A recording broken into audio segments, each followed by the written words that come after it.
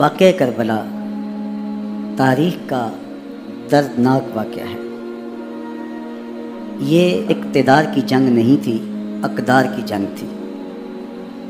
دو شخصیتوں کی لڑائی نہیں تھی، دو نظریات کا ٹکراؤ تھا۔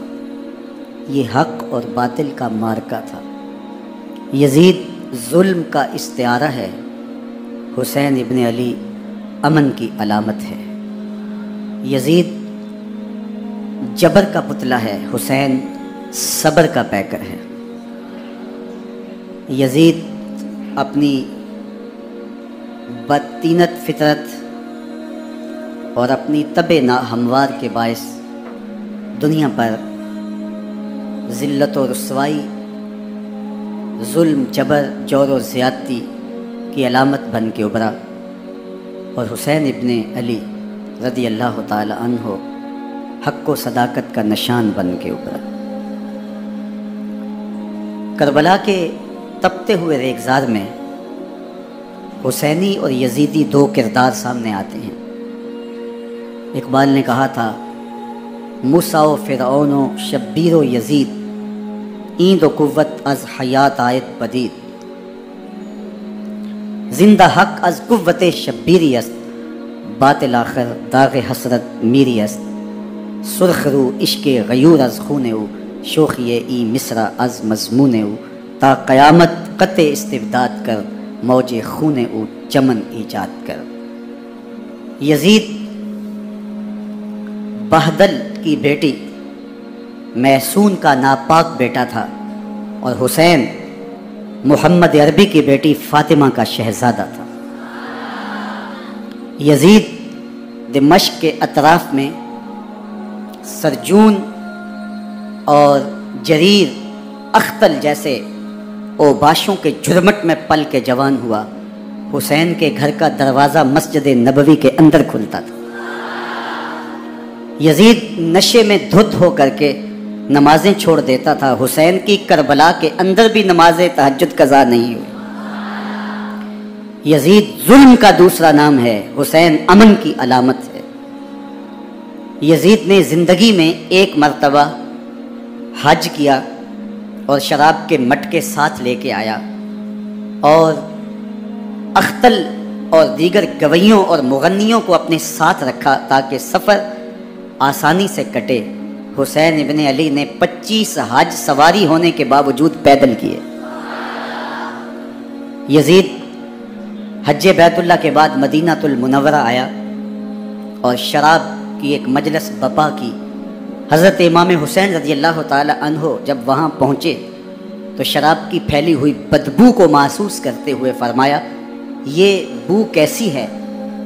تو نشے میں دھت یزید بولا، یہ شام میں بنتی ہے، اور ایک جام منگوایا اور اس کو پیتے ہوئے دوسرا جام حضرت امام حسین رضی اللہ تعالی عنہ کی طرف بڑھاتے ہوئے کہا، ابا عبداللہ لیجئے۔ تو حضرت امام حسین رضی اللہ تعالی عنہ نے فرمایا، میں اس کی طرف دیکھتا بھی نہیں ہوں، اور پھر وہ عشقی اشعار پڑھنے لگا۔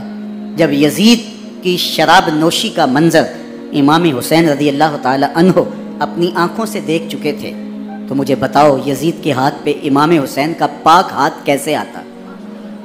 حضرت امام حسین رضی اللہ تعالی عنہ جس ماحول میں پلے تھے، جس ماحول میں پرورش پائی تھی، جس ماحول میں رہے تھے، وہ پاکیزہ اور تقدس ماحول تھا۔ اور یزید کبھی اطراف دمشق میں، کبھی غوطہ میں، کبھی الخضرہ محل میں، اور کبھی کہاں اور کبھی کہاں داد عیش دیتا رہا اور لہو و لعب کے اندر مصروف رہا، اور اس کی زندگی ان چیزوں سے عبارت تھی۔ وہ محرمات کو حلال قرار دیتا، شراب نوشی اس کی ہڈیوں میں رچی ہوئی تھی، اور شریعت بیضا کا مذاق اڑایا کرتا۔ اور حسین ابن علی رضی اللہ تعالی عنہ کی دوستیاں جن لوگوں سے تھی وہ عبداللہ ابن عباس تھے، عبداللہ ابن عمر تھے، حضرت عبد الرحمن بن ابو بکر رضی اللہ تعالی عنہ تھے۔ یزید تو جوا کھیلتا رہا، یزید تو قمار بازی کرتا رہا، یزید تو شراب نوشی کرتا رہا، اور حسین ابن علی مسجد نبوی کے ممبر میں حضور کے پہلوؤں میں بیٹھتے رہے۔ زمانے نے وہ منظر دیکھا کہ سرخ رنگ کے جوڑے پہنے ہوئے حسنین کریمین حجرہ فاطمہ سے نکلتے ہیں، کم عمری کی وجہ سے کبھی گرتے ہیں کبھی سنبھلتے ہیں، اور آقا کریم خطبہ ارشاد کر رہے ہیں، خطبہ چھوڑ کے حضور نے شہزادوں کو اٹھا لیا۔ وہ منظر بھی زمانے نے دیکھا۔ حضرت عبداللہ بن شداد کہتے ہیں کہ حضور سجدے میں تھے اور سجدہ اتنا طویل ہو گیا، ہمیں لگا یا تو وحی کا نزول ہو رہا ہے یا پھر اللہ کا حکم آ گیا اور اللہ کے محبوب کی روح قبض کر لی گئی۔ لیکن میں نے جب نظریں اٹھا کے ننکیوں سے دیکھا تو کیا منظر تھا کہ حسین ابن علی حضور کی پشت پہ بیٹھے ہوئے اور میرے آقا سجدے کو طول دے رہے ہیں۔ اللہ اکبر! حسین کے لیے پیغمبر کے سجدوں کو طول دیا جا رہا ہے۔ حسین ابن علی کبھی منبر پہ حضور کی اطراف میں بیٹھتے ہیں، وہ منظر بھی دنیا نے دیکھا کہ حضور کے مبارک کندھوں پر حسین ابن علی بیٹھے ہیں اور حضور کی زلفوں کو پکڑا ہوا ہے۔ تو حضرت عمر رضی اللہ تعالیٰ عنہ دیکھ کے کہتے ہیں واہ واہ کیسی سواری میسر آئی حسین ابن علی کو۔ تو میرے آقا مسکرا کے کہتے ہیں عمر سواری دیکھتے ہو سوار بھی تو دیکھو۔ اللہ اکبر! حضرت اسامہ بن زید بن حارثہ رضی اللہ تعالیٰ عنہ فرماتے ہیں رات کا ایک پہر گزر گیا اور مجھے حضور سے کوئی کام تھا۔ میں آقا کریم کی خدمت میں حاضر ہوا، در دولت پہ دستک دی۔ حضور تشریف لائے تو چادر اوڑی تھی، بکل کی ہوئی تھی میرے حضور نے، تو میں نے اپنی حاجت کہی تو حضور نے میری حاجت پوری کر دی۔ لیکن ایک منظر میں نے دیکھا کہ حضور نے جو چادر کی بکل فرمائی تھی اس کے اطراف میں پہلوؤں میں ابھار تھے جس طرح اندر کوئی ہو۔ مجھ سے نہ رہا گیا، میں نے پوچھ لیا، میں نے کہا بندہ نواز چادر کے اندر کیا ہے؟ فکشفہ، تو حضور نے چادر کو کھول دیا۔ فائز الحسن والحسین علی ورکہ، تو کہتے ہیں میں نے اپنی آنکھوں سے دیکھا ایک پہلو سے امام حسین لپٹے ہوئے تھے، ایک پہلو سے امام حسن لپٹے ہوئے تھے۔ فرمایا یہ میرے بیٹے ہیں، یہ میری بیٹی کے بیٹے ہیں، اے اللہ میں ان سے پیار کرتا ہوں، تو بھی ان سے پیار کر، جو ان سے پیار کرے اس سے بھی پیار کر۔ ان کی محبت کا درس دیا، ان کے پیار کا سبق پڑھایا، کہا ان سے پیار کرنے والا میرے سے پیار کرنے والا ہے، ان سے بغض رکھنے والا میرے سے بغض رکھنے والا ہے۔ ان کی تکلیف حضور کو بے چین کر دیتی تھی۔ حضرت سیدہ فاطمہ الزہرا رضی اللہ تعالی عنہ کے گھر کے قریب سے گزرے تو حضرت امام حسین کے رونے کی آواز آ رہی تھی، تو آقا کریم علیہ السلام نے فرمایا کہ فاطمہ حسین کو چپ کرواؤ، اللہ تعالیٰ میں انا بقاءہ یوزینی، تو جانتی نہیں حسین کا رونا مجھے دکھ دیتا ہے۔ حسین ابن علی کو حضور رونے نہیں دیتے تھے، ان کو دکھی نہیں ہونے دیتے تھے، کیونکہ رسول اللہ صلی اللہ علیہ وسلم جانتے تھے کہ یہ کتنے دکھ سہے گا، کتنی تکلیفوں سے گزرے گا اور کتنے مصائب سہے گا۔ زمانے نے وہ گھڑیاں بھی دیکھی کہ حضرت حذیفہ بن یمان رضی اللہ تعالیٰ عنہ فرماتے ہیں کہ میں حضور کی خدمت میں نماز مغرب کی ادائیگی کے لیے حاضر ہوا، اور میں نے یہ اجازت خاص طور پہ اپنی ماں سے اس شرط پہ لی تھی کہ امی آپ مجھے اجازت دیں، میں حضور کی خدمت میں حاضر ہوتا ہوں، مغرب کی نماز بھی ادا کروں گا اور پھر حضور سے عرض کروں گا حضور میرے لیے اور میری ماں کے لیے بخشش کی دعا کر دیجیے۔ ماں نے اس شرط پہ اجازت دے دی اور میں حضور کی خدمت میں آ گیا، نماز مغرب ادا کی، سلام پھرا تو میرے دل میں آرزو تھی میں حضور سے عرض کروں حضور میرے لیے اور میری ماں کے لیے مغفرت کی بخشش کی دعا کر دیں، لیکن حضور عبادات میں، ذکر میں، نوافل میں ایسے مشغول ہوئے کہ میں آرزو رکھنے کے باوجود بھی عرض نہ کر سکا۔ خیر نماز عشاء کا وقت ہوا، اذان پکاری گئی، حضور مصلی پہ آئے، نماز پڑھی، سلام پھرا تو میرے دل میں پھر خیال آیا کہ ماں سے ایک نماز کی چھٹی لی تھی، نمازیں بھی 2 ہو گئیں، ماں نے جاتے پوچھنا ہے حضور سے میرے لیے اور اپنے لیے مغفرت کی بخشش کی دعا کروائی تھی تو کیا جواب دوں گا؟ اور حضور اٹھے اور کاشانہ اقدس کی طرف چل دیے۔ اب میرے دل میں یہ خیال رہ کے آ رہا تھا کہ ماں کو کیا جواب دوں گا، میں تو حضور سے بخشش و مغفرت کی دعا کروا ہی نہیں سکا۔ جب حضور چل پڑے تو غیر ارادی طور پہ میں بھی حضور کے پیچھے چل پڑا، چلنے میں تھوڑی سی رفتار تیز ہو گئی جس سے قدموں کی آہٹ پیدا ہوئی، تو جب آواز پیدا ہوئی تو حضور نے رخ پھیرے بغیر فرمایا من ھذا، میرے پیچھے پیچھے کون آ رہا ہے؟ پھر خود ہی کہا حذیفہ تو نہیں، تو میرا دل دھڑک رہا تھا، قلت نعم، میں نے کہا جی حضور میں حذیفہ ہوں۔ فرمایا ما حاجتک غفر اللہ لک ولامک، کیا کام ہے؟ اللہ تجھے بھی بخش دے، تیری ماں کو بھی بخش دے۔ اب جو کام تھا وہ جنبش لب سے پہلے ہی ہو گیا، یہاں تو لفظوں کا سہارا بھی نہیں لینا پڑتا، وہ بند لبوں کی بولیاں بھی سنتے ہیں۔ اقبال بولا ہے فروغت صبح آثار و دہور، چشم تو بی نندائے ما فی الصدور، تیری نظر تو سینوں کے چھپے راز بھی دیکھتے۔ تو کہا ما حاجتوں کا غفر اللہ لک ولامک، اللہ تجھے بخش دے، تیری ماں کی بھی مغفرت کر دے، کیا کام ہے؟ اب جو کام تھا وہ تو ہو گیا۔ تو میرے حضور نے ارشاد فرمایا حذیفہ سنو، ابھی ایک فرشتہ آیا ہے جو اس سے قبل دھرتی پر پہلے کبھی نہیں آیا، آج پہلی مرتبہ اللہ سے اجازت لے کے 2 کام کرنے آیا ہے۔ ایک تو مجھے سلام کرنے آیا ہے اور دوسرا خوشخبری دینے آیا ہے کہ آپ کی بیٹی فاطمہ جنتی عورتوں کی سردار ہے اور حسن اور حسین جنتی جوانوں کے سردار۔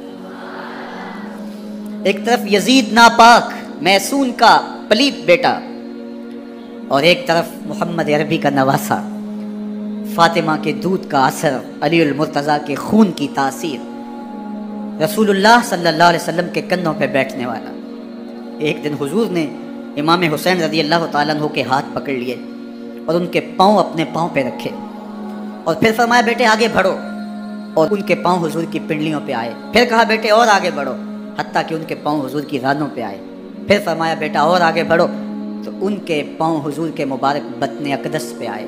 پھر بازوؤں کو کھینچ کے اپنے قریب کیا اور حسین ابن علی کے منہ میں اپنی زبان رکھ دی، اور وہ اس طرح چوس رہے تھے جس طرح کھجور چوسی جاتی ہے۔ تو اللہ کے محبوب علیہ السلام نے حسین ابن علی کو اپنی زبان کا لعاب دہن دے کر کے، وہ شیر رحمت دے کر کے، وہ کوثر و تسلیم سے پاکیزہ تر آب رحمت عطا کر کے ان کی ہمیشہ کے لیے پیاس بجھا دی، تاکہ کل کربلا کے تپتے ہوئے ریگزار میں حسین ابن علی کو پیاس کی شدت تنگ نہ کرے اور پائے استقلال میں لغزش نہ آنے پائے۔ ان نازوں سے پالے ہوئے حسین کو، ان محبتوں سے پالے ہوئے حسین ابن علی کو امتحان بھی اتنے بڑے درپیش تھے۔ یاری تیری سونا پر ازمیشاں تیریاں اگ، سونا پرکھیا جاندہ ہے نال اگاں دے لگ۔ جتنا بڑا شخص ہوتا ہے اتنی آزمائشیں بھی بڑی ہوتی ہیں۔ پیغمبر رحمت کی آغوش میں کھیلنے والا، حجرہ فاطمہ کا جانشین، مصلی رسول کا وارث، منبر رسول صلی اللہ علیہ وآلہ وسلم پر حضور کے مبارک پہلو اور گود میں بیٹھنے والا حسین، حضور کی زبان چوسنے والا حسین، حضور کے کندھوں پہ سواری کرنے والا حسین، آقا کریم علیہ الصلوۃ والسلام کے مبارک سجدے کی حالت کے اندر حضور کی پشت پہ کھیلنے والا حسین، جس حسین کا دروازہ مسجد نبوی کے اندر کھلتا تھا اور یزید کی کرتوتوں کے چشم دید گواہ تھے۔ یزید جب تخت نشین ہوتا ہے تو اسے یہ فکر ہوتی ہے کہ امام حسین، عبداللہ بن زبیر، عبداللہ بن عمر، عبداللہ ابن عباس یہ میری بیعت کریں، اور وہ ولید بن عقبہ کو لکھتا ہے کہ ہر صورت میں ان کی بیعت لو، اور اگر بیعت نہ دیں تو سختی کرو۔ حضرت امام حسین رضی اللہ تعالی عنہ کو بلاوا آتا ہے کہ آپ کو دارالامارت میں گورنر ہاؤس میں بلایا جا رہا ہے۔ ولید بن عقبہ کا پیغام آپ کو پہنچتا ہے۔ آپ اس وقت فرماتے ہیں کہ اس وقت جو پیغام پہنچا ہے وہ کسی خطرے سے خالی نہیں ہے، تو کچھ سواروں کو ساتھ لیا، کہا تم دارالامارت کے باہر کھڑے رہنا، اگر میری آواز بلند ہوئی تو اندر آ جانا، ورنہ تم انتظار کرنا۔ آپ اندر گئے۔ ولید بن عقبہ نے مروان کو بھی بلایا تھا۔ مروان بن حکم یہ گورنر مدینہ ولید سے پہلے رہ چکا ہے، تو اس نے مشورہ دیا کہ سختی کی جائے۔ خیر ولید بن عقبہ نے کہا کہ یہ خط ہے، حضرت امیر معاویہ کا انتقال ہو گیا اور یزید تخت نشین ہوا ہے، لہٰذا وہ آپ سے بیعت کا مطالبہ کرتا ہے۔ تو حضرت امام حسین رضی اللہ تعالیٰ عنہ نے فرمایا کہ میرے جیسا شخص یوں چھپ کے بیعت نہیں کر سکتا، اور آپ واپس پلٹیں۔ مروان بن حکم نے ولید بن عقبہ کو کہا کہ یہ موقع ہے جانے نہ دیا جائے، اگر یہ نکل گئے تو دوبارہ تم قابو نہیں پا سکو گے اور انہیں یہیں قتل کر دیا جائے۔ حضرت امام حسین رضی اللہ تعالیٰ عنہ نے یہ بات سن لی۔ کہتے ہیں حضرت امام حسین انہی قدموں کے بل واپس پلٹے اور مروان بن حکم سے مخاطب ہو کے کہا، مروان کیا بول رہا ہے؟ وہ خاموش ہو گیا۔ فرمایا تو جانتا نہیں ہم کون ہیں؟ آنا حسین ابن علی ابن ابی طالب، میں حسین ہوں، میں علی کا بیٹا ہوں۔ ہمارے گھر میں قرآن اترتا رہا ہے، وحی کا نزول ہوتا رہا ہے، اور یزید فاسق ہے، فاجر ہے، مسلمانوں کا قاتل ہے اور شرابی ہے۔ میں ڈنکے کی چوٹ پہ یزید کی بیعت سے انکار کرتا ہوں۔ بس حیدری کچھار سے محمدی شیر نکل آیا ہے۔ اب اوسان خطا ہو گئے، راستہ چھوڑ دیا، واپس آئے، سیدہ زینب سے ملے، کہا مدینے کو چھوڑنا پڑے گا۔ کہا بھیا کیا ہوا؟ کہا یزید بیعت لینے پہ مصر ہے اور میں کسی صورت بھی بیعت نہیں کروں گا۔ رسول اللہ کا مدینہ ہمارے خون سے لالہ زار بنے گا، میں نہیں چاہتا کہ حضور کے شہر نور کی حرمت پامال ہو۔ دوستو وہ کیسا منظر ہوگا جب حسین ابن علی نے آخری حاضری حضور کے روضے پہ دی ہو، حاجی یا معتمر 10 دن کے لیے، 8 دن کے لیے، 20 دن کے لیے مدینہ المنورہ عارضی سکونت اختیار کرتا ہے، اور حضور کے روضہ انور سے، اس شہر نور سے، ان گلیوں سے، ان بام و در سے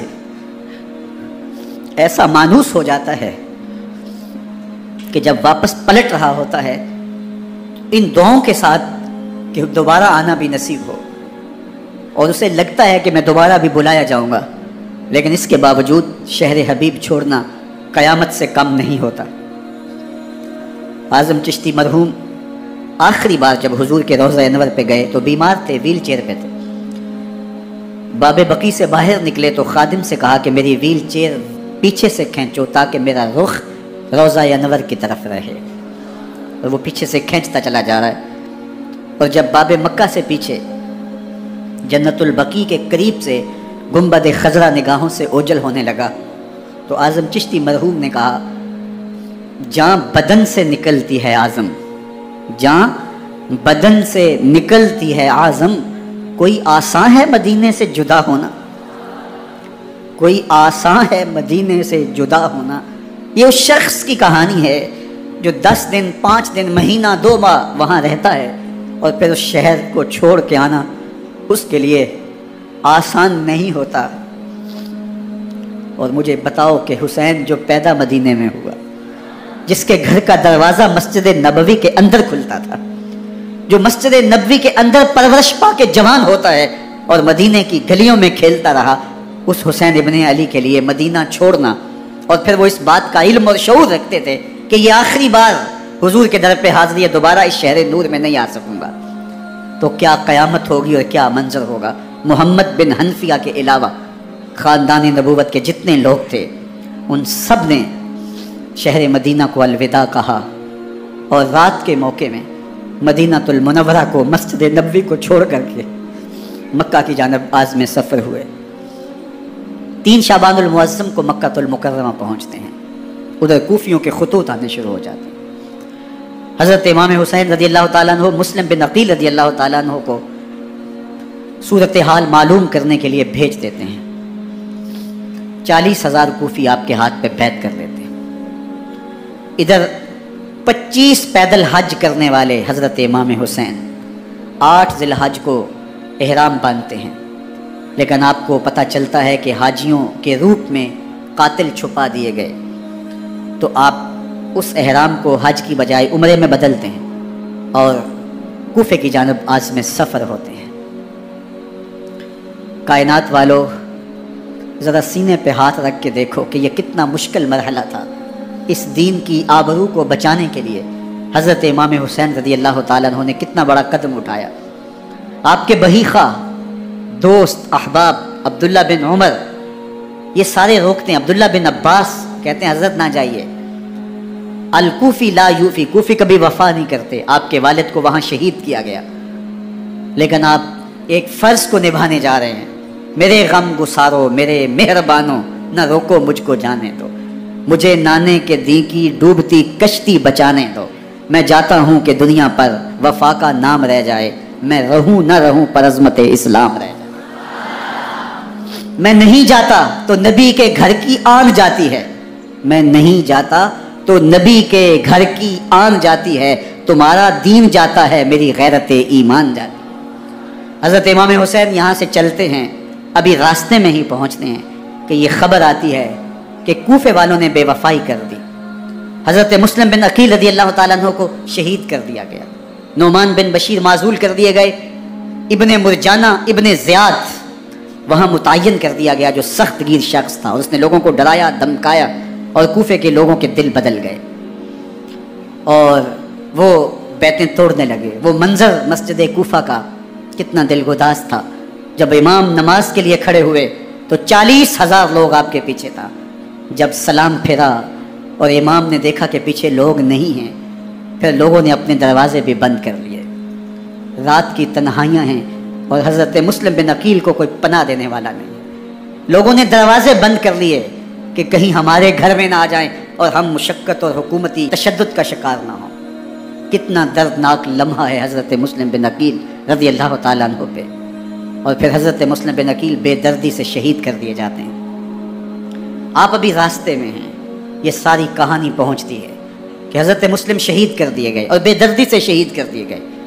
وہ جنہوں نے خط لکھے تھے کہ ہم آپ کے ساتھ ہیں اور ہم منتظر ہیں، چشم برا ہیں، آپ کے قدموں کی چاپ سننے کے لیے بےتاب ہیں، آج انہوں نے بیعتیں توڑ دی۔ 40,000 کوفی منحرف ہو گئے۔ مسجد کوفہ کا وہ منظر کس قدر روح کو تڑپا دینے والا تھا۔ ہم پچھلے سال عصر اور مغرب کے درمیان جب کوفہ پہنچے تو سورج ڈوبنے کے قریب تھا۔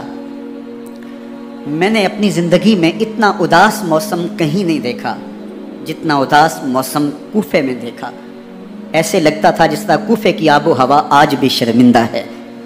جو مسلم بن عقیل اور خاندان نبوت کے ساتھ اہل کوفہ نے کیا، حضرت امام حسین رضی اللہ تعالیٰ عنہ کو ان کے بہی خواہوں نے، اعزاء نے، اقربا نے، دوستوں نے، آوان و انصار نے، ساتھیوں نے کہا کہ حضرت حالات یکسر تبدیل ہو گئے، اب ہمیں مراجعت کر جانی چاہیے، واپس پلٹ جانا چاہیے۔ تو حضرت امام حسین کافی سوچ بچار میں رہے۔ پھر اس کے بعد آپ نے فیصلہ کیا کہ ہم آگے بڑھیں گے۔ دوستوں نے کہا کہ حضرت اگر آپ آگے بڑھیں گے تو ہمیں لگتا ہے کہ وہ آپ کے ساتھ سلوک اچھا نہیں کریں گے اور آپ بچوں کے سامنے پیاس سے شہید کر دیے جائیں گے۔ تو حضرت امام حسین رضی اللہ تعالیٰ عنہ نے وہاں ایک خطبہ ارشاد فرمایا کہ لوگوں تم جو مجھے بتا رہے ہو مجھے اچھی طرح معلوم ہے، جو تم مجھے منظر پیش کر رہے ہو وہ میری نگاہوں میں ہے، اور جو کچھ ہونے والا ہے چشم تصور وہ منظر دیکھ رہی ہے۔ کیونکہ حضرت امام حسین رضی اللہ تعالیٰ عنہ کی شہادت کی خبر حضرت امام حسین کے پیدا ہوتے ہی خاندان نبوت میں عام تھی۔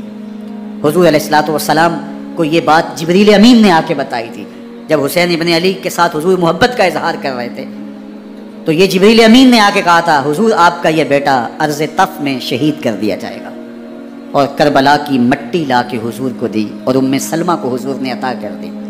حضرت ام سلمہ کہتی ہیں کہ ایک دن میں سوئی تو خواب دیکھا کہ حضور کے مبارک بال بکھرے ہوئے ہیں اور سخت پریشان ہیں، تو میں نے کہا کہ حضور آپ کی یہ کیا حالت ہے؟ وَبِيَدِهِ قَارُورَةٌ، اور حضور کے ہاتھ میں ایک شیشی ہے، فیہا دمن، جس کے اندر خون ہے۔ تو میں نے کہا حضور یہ کیا؟ فرمایا میں قتل گاہ حسین سے آ رہا ہوں اور یہ حسین ابن علی کا خون ہے۔ تو کہا 10 محرم کا دن تھا، دوپہر کا یہ منظر تھا، میں کیلولہ کر کے اٹھی، جب میں نے دیکھا تو وہ شیشی جس میں کربلا کی مٹی رکھی تھی وہ خون بن چکی تھی۔ تو یہ خبر پہلے دی گئی تھی، یہ بتا دیا گیا تھا۔ فرمایا میرے دوستو جو تم مجھے بتاتے ہو میں اس سے بے خبر نہیں ہوں، یہ سب کچھ ہونے والا ہے، لیکن اس کے باوجود میں کیوں جا رہا ہوں؟ تو آپ کا ایک تاریخ ساز جملہ ہے جو کربلا کے فلسفے کو ہمارے سامنے رکھتا ہے کہ یہ اتنا بڑا امتحان کیوں دیا۔ حضرت امام حسین رضی اللہ تعالیٰ عنہ نے فرمایا وَلَكُمْ فِيَّ أُسْوَةٌ، میں اس لیے جا رہا ہوں قیامت تک ظلم، جبر اور ناانصافی کے خلاف کھڑے ہونے والوں کے لیے کوئی نمونہ تو ہو۔ میری زندگی قیامت تک ظلم، جبر اور استحصالی نظام کے خلاف کھڑے ہونے والوں کے لیے نمونہ ہے۔ تو حضرت امام حسین رضی اللہ تعالیٰ عنہ نے حق اور باطل کے درمیان ایک سرخ لکیر کھینچ دی اپنے خون سے۔ اب حق اور باطل کا امتیاز کرنا مشکل نہیں ہے، کوئی باطل پہ اڑا رہے تو الگ بات ہے، لیکن امتیاز کرنا مشکل نہیں ہے۔ حدود بالکل واضح کر دی۔ اقبال نے یہاں کتنی خوبصورتی کے ساتھ اس مضمون کو نبھایا۔ سرخ رو عشق غیور از خون او، شوخی این مصرع از مضمون او، تا قیامت قطع استبداد کر، موج خون او چمن ایجاد کر۔ ایک جہاں آباد کر دیا، حق اور باطل کی راہیں اجال دی۔ اب لوگوں کو یزید کا چہرہ پہچاننے میں دیر نہیں لگتی، وقت کے ہر یزید کا چہرہ آسانی سے پہچانا جا سکتا ہے۔ یہ معرفت زمانے کو کروائی کس نے؟ حسین ابن علی نے کروائی رضی اللہ تعالی عنہ۔ تو حضرت امام حسین نے فرمایا کہ جو میرے ساتھ ہونے والا ہے میں اچھی طرح جانتا ہوں، لیکن میں اس کے باوجود آگے بڑھوں گا۔ پھر بڑھے اور کربلا میں جا کے خیمہ زن ہو گئے۔ 7 محرم کو پانی بند کر دیا گیا۔ پانی بند ہوا تو کھانا بھی میسر نہیں تھا، لیکن ذکر پانی کا ہوتا ہے اس لیے کہ کھانے کے بغیر انسان کئی دن کاٹ لیتا ہے، لیکن پانی کے بغیر گزر نہیں ہوتی۔ تو فرات کی نہر سامنے اپنی موجوں کے ساتھ چمک رہی ہے، لیکن ایک قطرہ آب بھی آل رسول کو نہیں دیا جا رہا۔ کائنات کے اندر ایسے انوکھے امتحان بھی ہوتے ہیں، وارث ہوں ساقی کوثر کے، مالک ہوں حوض کوثر کے، اور بیٹے ہوں ساقی کوثر کے، اور آج ایک بوند پانی کی بھی میسر نہ ہو۔ صبر کا امتحان ہے، عزیمت کا امتحان ہے، حضرت امام حسین رضی اللہ تعالیٰ عنہ خیمہ زن ہو گئے، 3 دن تک پانی بند رہتا ہے۔ 9 محرم کو رات کی تنہائی میں حملہ آور ہونا چاہتے ہیں، لیکن آپ نے کہا کہ ہمیں اللہ کے حضور عبادت اور ذکر کے لیے وقت دیا جائے۔ ساری رات ذکر میں گزرتی ہے، عبادات میں گزرتی ہے۔ رات کے اندھیرے میں آپ چراغ بجھا دیتے ہیں۔ آوان و انصار کو کہتے ہیں کہ ان کی دشمنی میرے ساتھ ہے، انہیں میرا خون چاہیے، اگر تم رات کی تاریکی میں نکل جاؤ تو میں تم سے کوئی مواخذہ نہیں کروں گا، اور یہ بھی تمہارا پیچھا نہیں کریں گے، اس لیے کہ ان کا مطلوب تم نہیں ہو، ان کا مطلوب میں ہوں۔ جب چراغ جلایا تو کوئی بھی نہیں گیا۔ مسلم بن نوسجہ کھڑے ہو کے کہتے ہیں حضرت اگر ہمارے بدن کو 70 بار کاٹا جائے اور جلایا جائے اور ہواؤں میں اڑا دیا جائے پھر بھی آپ کا ساتھ نہیں چھوڑیں گے۔ 70 سال کے بوڑھے ہیں حبیب بن مظاہر، کہتے ہیں حضرت آپ کو چھوڑ کے جائیں کہاں، آپ کو چھوڑ کے جائیں کہاں؟ کوئی ساتھ چھوڑنے کے لیے تیار نہیں ہے۔ پیاس ہے، سخت گرمی ہے، کربلا کا ماحول ہے، 72 افراد اور خاندان کی خواتین میدان کربلا میں خیمہ زن ہیں۔ دوسری طرف لشکر آدھا اشقیا 22,000 کی تعداد میں مقابلے میں، ایک روایت 30,000 کی ہے۔ ان صرف 72 پیاسے لوگوں کے لیے اتنے لوگوں کو جمع کرنے کا مقصد خوف زدہ کرنا تھا۔ شرط ہے کہ یزید کی بیعت کر لیں، محاصرے توڑ دیں گے، پانی دستیاب ہوگا، اعزاز و اکرام سے نوازا جائے گا، خزانوں کے منہ کھول دیے جائیں گے۔ لیکن حسین ابن علی کہتے تھے سب کچھ لٹ جائے گا، باطل کے ہاتھ پہ ہاتھ نہیں رکھوں گا۔ اللہ اکبر۔ اب صبح طلوع ہوتی ہے، عاشور کا دن چڑھتا ہے، سورج اپنی پوری تمازت کے ساتھ گرمی برسا رہا ہے۔ آج خاندان نبوت کا امتحان زمانے نے دیکھنا ہے۔ رسول اللہ کا لعاب چوسنے والا اس کے صبر کا آج امتحان ہے، حضور کے کندھوں پہ کھیلنے والے حسین کا آج امتحان ہے۔ اللہ اکبر۔ حسین ابن علی تمام حجت کرتے ہیں میں نے تمہارا کچھ نہیں بگاڑا، میں نے کسی کا خون نہیں کیا، میں نے کوئی زیادتی نہیں کی، تم کیوں میرے قتل کے در پے ہو؟ تم جانتے نہیں میں کون ہوں؟ میں تمہارے نبی کا نواسا ہوں، رسول اللہ صلی اللہ علیہ وآلہ وسلم کے کندھوں پہ کھیلتا رہا ہوں، حضور کا لعاب چوستا رہا ہوں، اور میں بوسہ گاہے رسول صلی اللہ علیہ وآلہ وسلم ہوں۔ لیکن ان اشقیاء کے دل پر کوئی چیز اثر انداز نہیں ہوتی۔ ایک ہور ہے، اللہ اس کے دل میں نرمی ڈالتا ہے۔ پہلے تو امام حسین کو گھیر کے لے کر کے آتا ہے، لیکن بعد میں وہ قافلہ یزید سے قافلہ حسین کی طرف آ جاتا ہے۔ امام حسین فرماتے تو دنیا میں بھی ہو رہا ہے، آخرت میں بھی ہو رہا ہے، آزادی مل جاتی ہے۔ باقی 22,000 کا لشکر جرار امام حسین کے قتل کے در پہ ہے۔ پھر تاریخ نے خاندان نبوت کا وہ انوکھا امتحان دیکھا۔ حضرت امام حسین کے بچے بالخصوص خواتین پیاس کی شدت میں حلق خشک ہیں۔ حضرت سکینہ تڑپ کے اپنے باپ سے کہتی ہیں کہ مجھے 6 ماہ کے علی اصغر کی پیاس نہیں دیکھی جا رہی۔ بچے کو ہاتھوں پہ اٹھاتے ہیں اور نہر فرات کے کنارے پہنچ کے فرماتے ہیں اشقیاء سے مخاطب ہو کے تمہارا معاملہ میرے ساتھ ہے، اس 6 ماہ کے بچے نے تمہارا کچھ نہیں بگاڑا، اور چلو بھر کے اس کا حلق سیراب کرنا چاہتے ہیں۔ ایک 2 شاخہ تیر آتا ہے جو حضرت علی اصغر کے گلے کو چیر دیتا ہے۔ راوی لکھتے ہیں کہ وہ عام تیر نہیں تھا، جانوروں کو شکار کرنے کے لیے جو بڑے تیر ہوتے ہیں وہ 2 شاخہ تیر تھا۔ وہ گردن کو کاٹ دیتا ہے، خون بہنے لگتا ہے، گردن لٹک جاتی ہے۔ حضرت امام حسین وہ بہتا ہوا خون اپنے چلو میں لیتے ہیں اور آسمان کی طرف اچھال کے کہتے ہیں مالک حسین کی یہ قربانی بھی قبول فرما۔ یہ تماشا لبے بام نہیں ہے۔ بچہ بیمار ہو، ڈاکٹر جواب دے دیں، ماں باپ کے ہاتھ پھول جاتے ہیں، زندگی کی سانسیں ابھی چل رہی ہوتی ہیں، لیکن ڈاکٹر کہے کہ یہ میرے بس کا روگ نہیں ہے، کہیں اور لے جاؤ، تو زندگی کا لف و نشر غیر مرتب ہو جاتا ہے۔ میں سلام پیش نہ کروں حسین ابن علی کو، 6 ماہ کا علی اصغر ہاتھوں میں دم توڑتا ہے، گردن لٹک جاتی ہے، خون بہ رہا ہے، اب خیموں کی طرف بڑھ رہے ہیں، لیکن زبان پہ شکایت نہیں ہے، کہتے ہیں مالک حسین کی یہ قربانی قبول کر لے۔ اب خیموں کی طرف آنا، شہر بانو، ام رباب، سیدہ زینب، حضرت سکینہ سلام اللہ علیہا کا سامنا کوئی آسان کام نہیں تھا، لیکن حسین ابن علی آتے ہیں، شہزادے کو یہاں خیموں کے قریب رکھ کے کہتے ہیں کہ یہ حوض کوثر سے سیراب ہو گیا ہے۔ اللہ اکبر۔ کوہرام مچ جاتا ہے خیموں کے اندر، کیا منظر ہوگا، اور ان کو کن الفاظ کے پیرائے میں ڈھال کر کے ان کیفیات کو بیان کیا جا سکتا ہے جو اہل بیت کے خیموں کے اندر علی اصغر کی شہادت کے بعد کا منظر رقم ہو رہا ہوگا۔ اللہ اکبر۔ ادھر اشقیاء آوازیں دے رہے ہیں، مبارزت کے لیے پکار رہے ہیں۔ زمانے نے پھر وہ منظر بھی دیکھا کہ جوان بیٹے کو 18 سال کی کمائی حضرت امام حسین میدان عمل میں بھیج رہے ہیں، وہ علی اکبر جو حسین کا نور نظر ہے، آنکھوں کا قرار ہے، دل کی تسکین ہے۔ اور پھر حضرت علی اکبر جب گھوڑے کی زین سے فرش زمین پہ گرتے ہیں تو باپ کو آواز دیتے ہیں، اور حضرت امام حسین جو ہے وہ آگے جا کے بیٹے کی لاش اٹھاتے ہیں۔ اللہ اکبر، 18 سال کے بیٹے کی لاش کو کندھوں پہ اٹھا کے خیموں تک لاتے ہیں اور ہاتھ پھیلا کے کہتے ہیں مالک حسین کی یہ قربانی بھی قبول فرما۔ کبھی قاسم بن حسن کی لاش اٹھا کے لاتے ہیں، کبھی اون و محمد کی لاشیں اٹھا کے لاتے ہیں، بھتیجوں کی، بھانجوں کی، بھائی عباس کے کٹے ہوئے بازو اور زخموں سے چھدا ہوا لاشا۔ کیا کیا قیامتیں تھیں جو اس کربلا کے ایک میدان کے اندر نہیں توڑی گئیں۔ حضرت امام حسین پر دکھ پہ دکھ، تکلیفوں پہ تکلیفیں، اب 71 لاشیں اٹھا کے خیموں تک پہنچا چکے، اور ادھر مبارزت کی دعوت دی جا رہی، آؤ میدان عمل میں آؤ، اب دیر کیوں کر رہے ہو۔ رسول اللہ کا حرم، رسول اللہ کی شہزادیاں جو نازوں میں پلی تھیں، وہ کلیاں جو شبنم کا بوجھ بھی گوارا نہیں کر سکتی تھی، آج مصیبتوں کے پہاڑ ٹوٹ گئے۔ حضرت امام حسین کبھی شہربانوں کو، کبھی ام رباب کو دلاسا دیتے ہیں، کبھی حضرت زینب کو کہتے ہیں۔ حضرت زینب کربلا کے اس میدان کے اندر بڑے حوصلے کے ساتھ اپنے بھائی کے ساتھ کھڑی رہی، اپنے 2 بیٹے راہ خدا میں پیش کیے، ان کی لاشیں وصول کی، لیکن زینب جس جرأت کے ساتھ، جس پامردی کے ساتھ اس سارے منظر کو حوصلے کے ساتھ سہتی رہی، وہ یقیناً حوصلہ سیدہ زینب سلام اللہ علیہا کا ہی ہے۔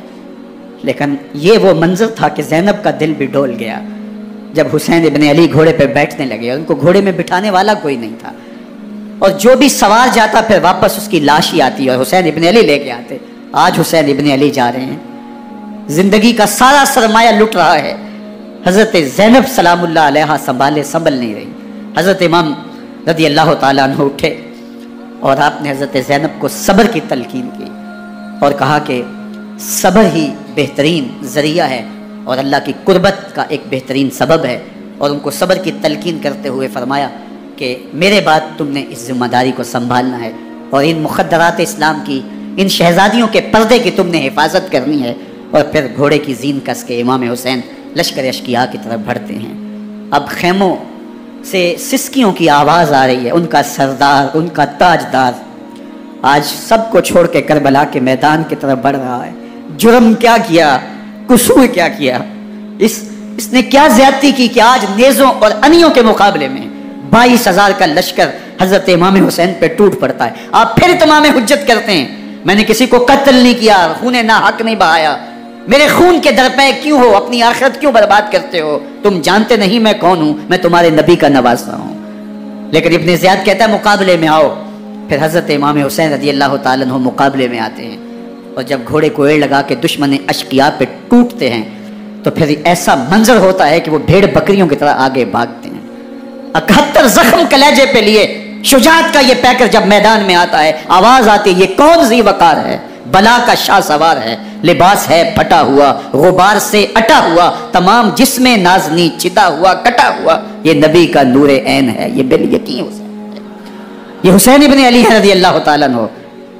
پھر چاند بادلوں میں گھر جاتا ہے، شامی غنڈے تیر برساتے ہیں، تلواروں سے آپ کے بدن پر ضربیں لگاتے ہیں اور نیزوں سے آپ کے بدن کو پرو دیتے ہیں۔ جب آپ کا پیراہن بعد میں اتارا گیا تو آپ کے پیراہن میں 122 سوراخ تیروں کے تھے، 33 زخم تلواروں کے اور 34 گھاؤ نیزوں کے تھے۔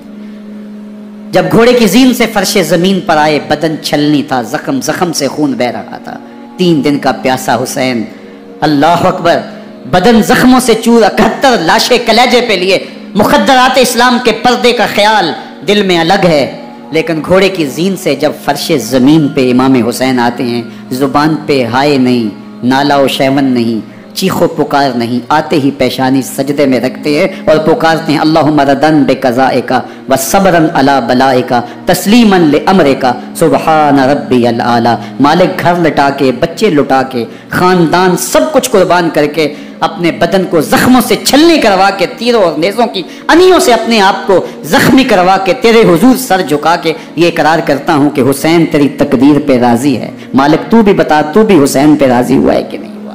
آواز آ رہی ہے اس پیاسے پر علی شیر خدا کو ناز ہے، اس نواسے پر محمد مصطفیٰ کو ناز ہے، اوروں نے بھی سجدے کیے پر اس کا عجب انداز ہے، اس نے وہ سجدہ کیا جس پر خدا کو ناز ہے۔ حسین ابن علی رضی اللہ تعالیٰ عنہ کا سر انور دستے قاتل نے تب کاٹا جب وہ سجدے میں جھکا ہوا تھا۔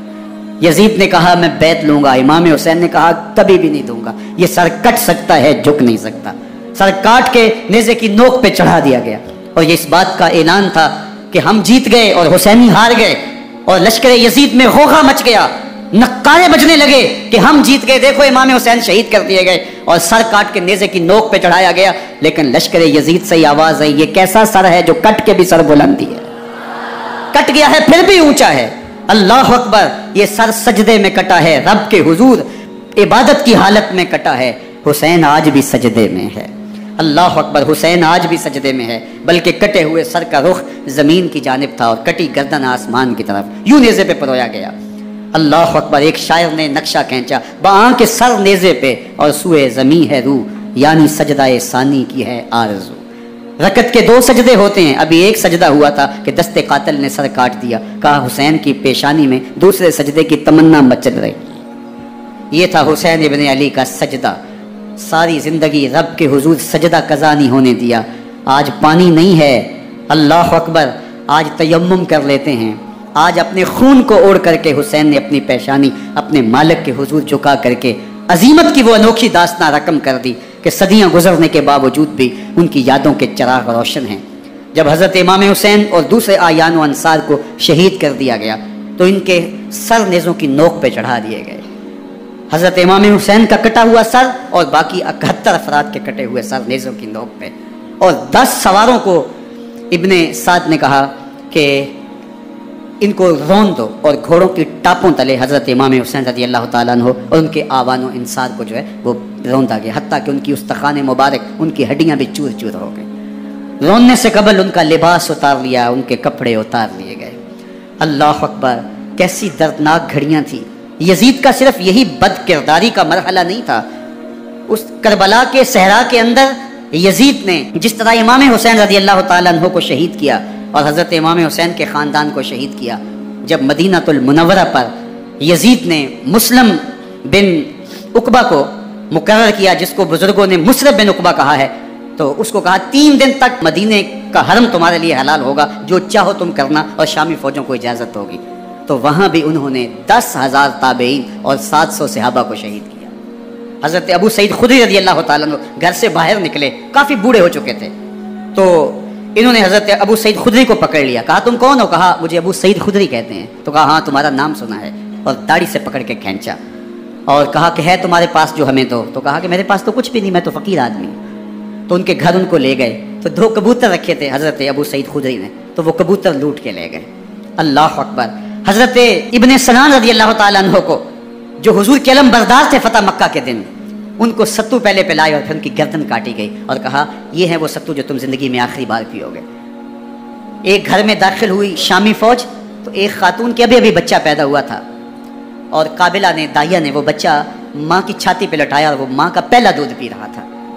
تو یہ جا کے کہنے لگے نکالو تمہارے پاس جو کچھ ہے۔ تو اس خاتون نے کہا تم جانتے ہو یہ بچہ کون ہے؟ تو انہوں نے کہا ہم نہیں جانتے۔ کہا یہ حضرت ابن ابی کبشہ انماری رضی اللہ تعالیٰ عنہ کا بچہ ہے، اور یہ وہ صحابی ہیں کہ جو بیت الشجرہ کے موقع پہ حضور کے ہاتھ پہ بیعت کرتے ہیں۔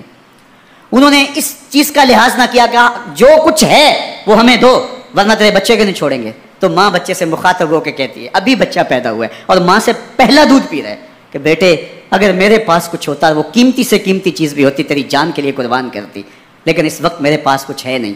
تو ایک شکی آگے بڑھا اور بچے کو ایک ٹانگ سے پکڑ کے کھینچ کے دیوار کے ساتھ پٹک کے مارا، جس سے دماغ کا بھیجا نکل گیا۔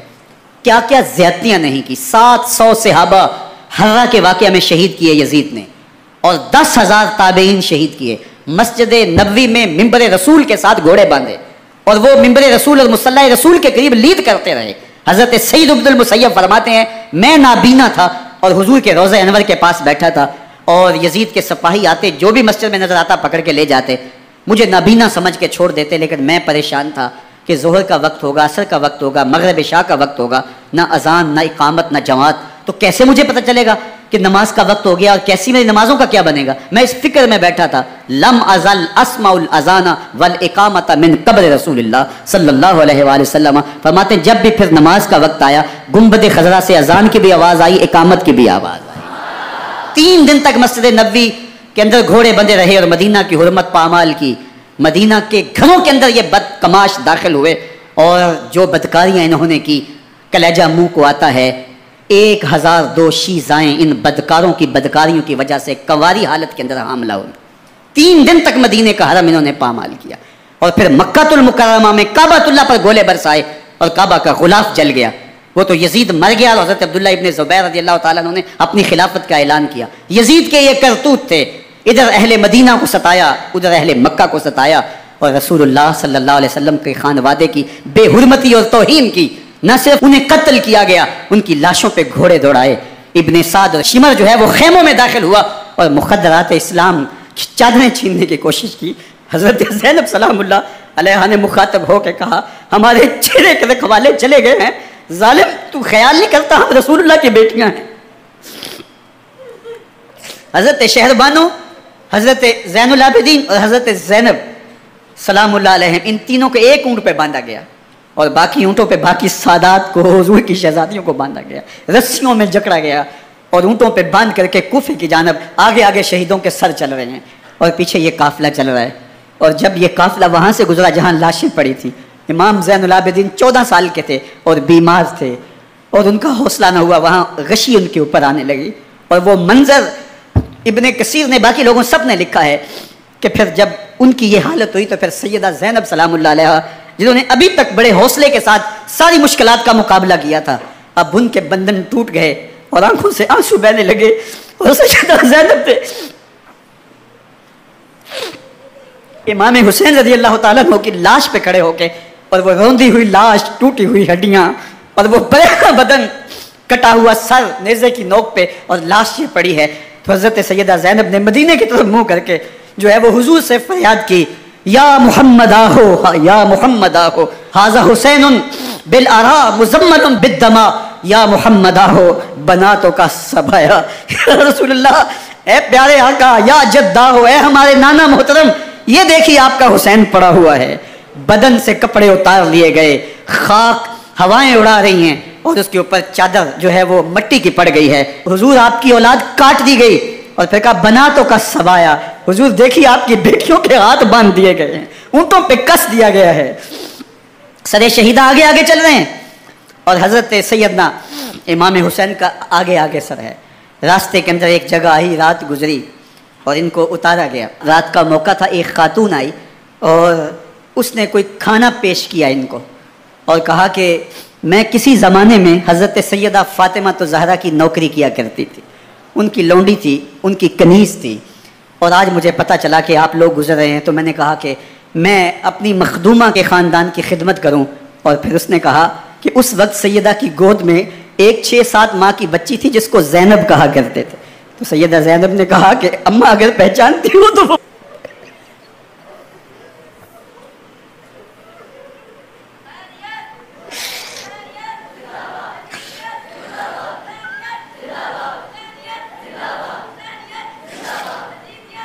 یہ تاراج اور لٹا ہوا کارواں پھر وہاں سے کوفے میں کیسے پہنچا. اور کوفے کے اندر سیدہ زینب سلام اللہ علیہ نے وہ یزید کے دربار میں, ابن زیاد کے دربار میں وہ جرأت آمیز جو باتیں کہیں, اللہ اکبر, زینب کی زبان میں علی کی خطابت بول رہی تھی اور پھر دشمن اور دوست سارے رونے لگے اور وہ کیا دل گداز منظر تھے. اور پھر یہ سروں کا قافلہ اور سادات کرام کا مشکیں کسی ہوئی ہیں اور اونٹوں پہ باندھے ہوئے, ان کو وہاں سے پھر قادسیہ اور قادسیہ سے پھر دمشق یزید کے دربار میں پہنچایا گیا. اور وہاں سے یہ لٹے ہوئے خانمہ برباد تاراج لوگ مدینہ المنورہ میں کیسے پہنچے اور اہل مدینہ نے کیسے استقبال کیا. اور وہ منظر کتنا دلگداز تھا جب اہل مدینہ زینب سے پوچھتے تھے زینب حسین کہاں ہے.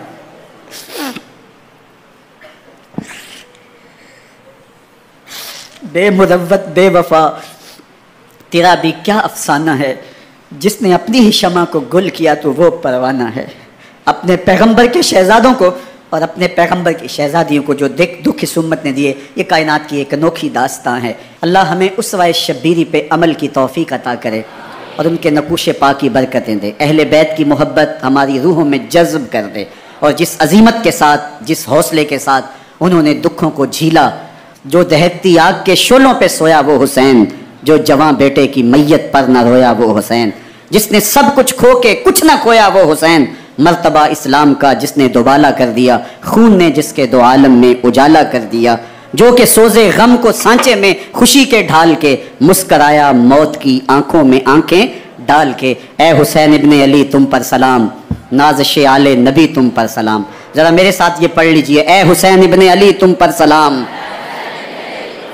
نازش آل نبی تم پر سلام، تم پہ لاکھوں رحمتیں لاکھوں سلام، اے شہیدان محبت کے امام، لالا گوں لالا بدن لالا کفن، اے چمن اندر چمن، زندگی ہی زندگی تیری حیات، اے حیات اندر حیات، افتخار ملت بیضا ہے تو، رب کعبہ کی قسم یکتا ہے تو، فخر کا دل میں دریچہ باز کرنا چاہیے، جن کا تو آقا ہے ان کو ناز کرنا چاہیے۔ وآخر دعوانا